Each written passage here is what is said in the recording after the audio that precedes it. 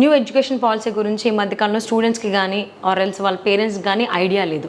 So ఇప్పుడు వచ్చినటువంటి NEP వల్ల సో ఈ డిగ్రీలో ఏమైనా చేంజెస్ వచ్చాయా? సో చేంజెస్ వచ్చినవి మనకి అంటే లైక్ స్టూడెంట్స్కి ఏ విధంగా బెనిఫిట్స్ ఇస్తుంది? అందరికీ అర్థమయ్యేలాగా చెప్తాను మేడం. ఎన్ఈపీ ఎలా పనిచేస్తుంది అనేటువంటిది. ఓకే, ఇప్పుడు మా దగ్గర ఇంటిగ్రేటెడ్ ఎంబీఏ కోర్స్ ఉంది. బీబీఏ 3 సంవత్సరాల్లో స్టూడెంట్ ఎగ్జిట్ అవ్వచ్చు. బీబీఏ హానర్స్ 4 years లో ఎగ్జిట్ అవ్వచ్చు. అంటే ఎన్ఈపీలో స్టూడెంట్ అనేటువంటిది చాయిస్ ఉంది, ఎగ్జిట్ అయ్యేటువంటి చాయిస్.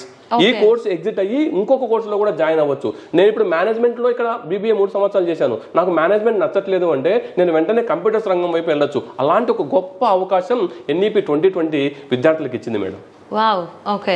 సో అది మనం ఎప్పుడైతే జాయిన్ అవుతామో అప్పుడే చూస్ చేసుకోవాలా? 3 years or else 4 years? అలా ఏం లేదు. విద్యార్థి యొక్క ఇంట్రెస్ట్ ఎప్పుడు అతను ఎగ్జిట్ కావాలి అనుకుంటే అప్పుడే అతను ఆ రంగం వైపు వెళ్ళేటువంటి గొప్ప అవకాశం ఎన్ఈపీలో ఉంది మేడం.